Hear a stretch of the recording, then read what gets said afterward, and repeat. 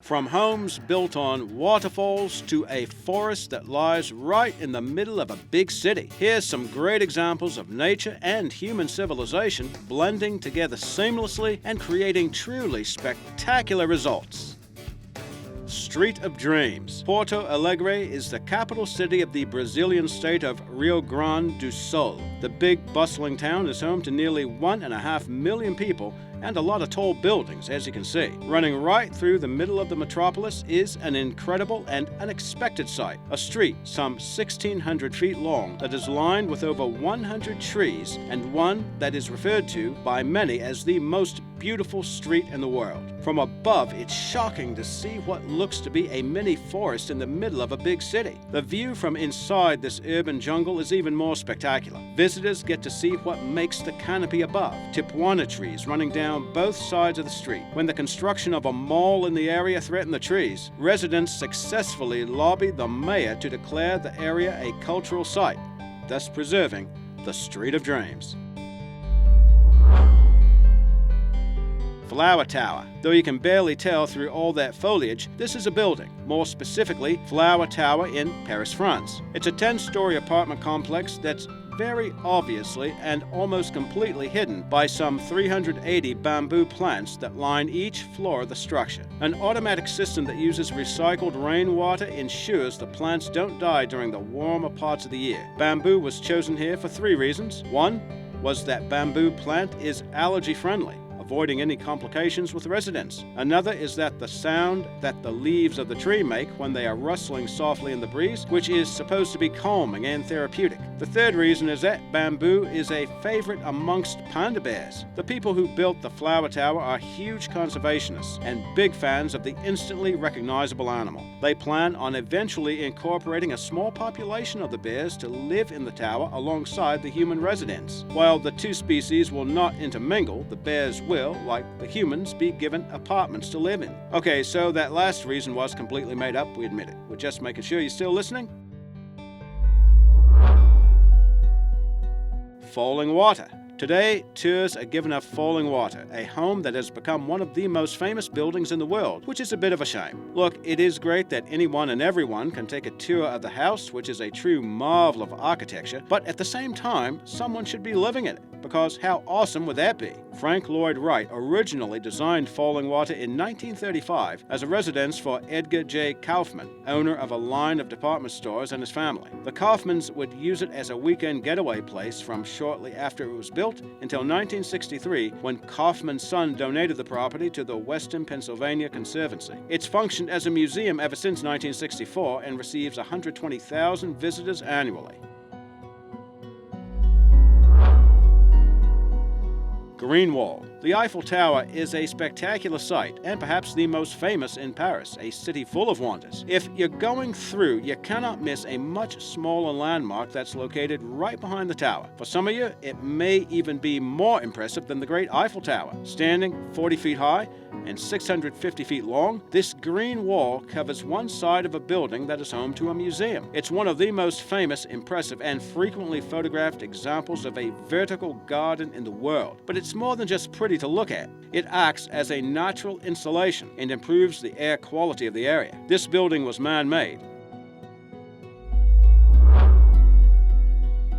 GOUQI Island. Once a busy, bustling fishing village, GOUQI, which is part of a group of islands called the Shenxi Islands, has been totally deserted by humankind, who left entirely by the early 1990s. Mother Nature didn't mind. As a matter of fact, it's almost as though she was waiting for humans to leave. As you can see, almost everything has been covered in an incredible amount of greenery. Humans aren't completely absent from GOUQI, however. The picturesque island draws thousands of tourists and photographers eager for their own piece of the land. While fishers no longer populate the homes that remain, they still fish in the area. Though it has no commercial value, the island is stunning, so here's to hoping that people in the area continue letting Mother Nature, and not bulldozers, claim the buildings.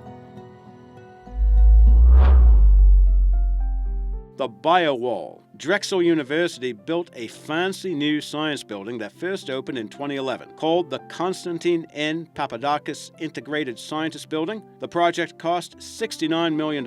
People were stunned at the new facilities, which are considered a landmark for scientific research in Pennsylvania. The most wonderful aspect of the new building has to be the BIOWALL. Measuring 75 feet tall and 22 feet wide, the wall is located in the atrium and is completely covered in plants. The greens will help cool the indoor air in the summer and act as a humidifier in the winter. Students and faculty attending the university will take advantage of the wall by studying its potential health benefits and commercial viability.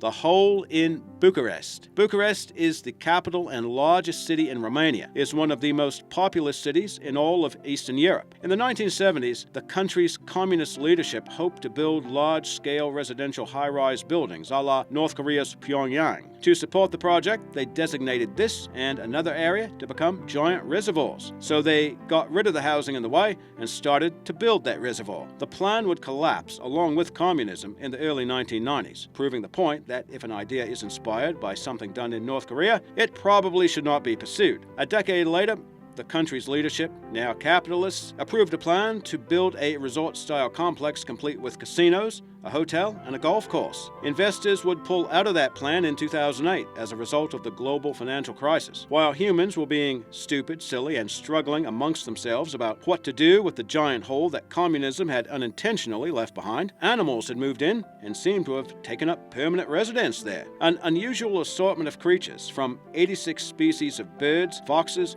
water snakes, and stray dogs, along with families of otters and fish, have swarmed the area en masse. As a result, in 2014, Lake Vacaresti and the surrounding area was declared a protected zone and named a nature park by the Government of Romania. The vertical forest. Milan had something to be embarrassed about in 2008. That year, it was named the single most polluted city in all of Europe, a distinction that the town's leadership and citizens surely wanted nothing to do with. This troubling news likely spurred the development and construction of these two high-rise towers, which opened up for residents in 2014. With a combined 25,000 trees and plants, the towers filter the air's CO2 and particles created by urban traffic, thus lowering pollution in the city. Maintenance is admittedly tough. A team of arborists are required for each building to care for the foliage. The drawbacks, however, are far outweighed by the building's benefits. The vertical forests represent a new and exciting branch of architecture. Not only is nature reintroduced into the structure's surrounding urban environment, but this reintroduction is at the same time fighting the negative effects of climate change and pollution that are all too common in big cities around the world. So here's to hoping we'll see more buildings like this pair and the Flower Tower pop up in the near future, and not just in big cities, but everywhere.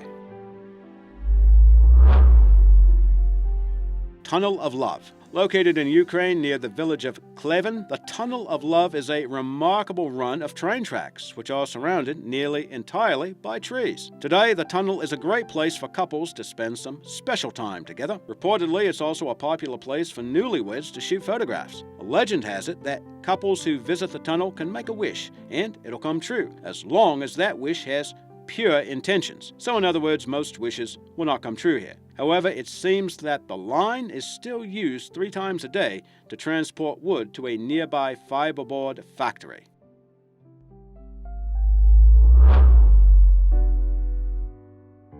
Valley of the Mills. Many years ago, in fact estimates say 37,000 years back, the Phlegrean Hills, a volcanic area west of Naples, Italy, erupted. This cosmic event changed the land permanently and created this valley, which we call the Valley of the Mills. Some of the buildings you can see under the overgrowth are flour mills that date as far back as the 13th century. Others were once washhouses or sawmills. For centuries, the valley was an established area of industry. What a place to get to go to work. People were lucky for a long time. 1866, however, was the beginning of the end for the human population in the valley. The Piazza Tasso was constructed, leaving no way for people to travel to and from the valley, and as a result, the mill was partially abandoned at that time. Then, in the early 20th century, nearby pasta mills began milling flour. By the 1940s, the valley had become totally obsolete. Now, the buildings are slowly being swallowed up by vines and bushes